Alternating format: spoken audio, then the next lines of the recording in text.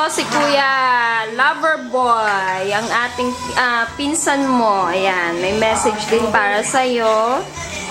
Boy, bago ang lahat, Happy New Year sa'yo. At syempre, Happy birthday sa'yo.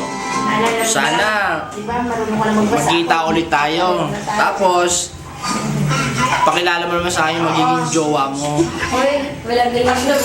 Ah! Pastor ka na pala. Sorry. Bawal pala yon.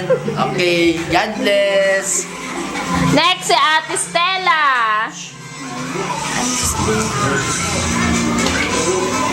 Okay na? Boy, happy birthday. Remember mo nung nagbabantay ako sa inyo, inaway mo pa ako dahil kasi dun sa ano ba yun, yung inuwi ni mama mo. Ngayon, pastor ka na pala.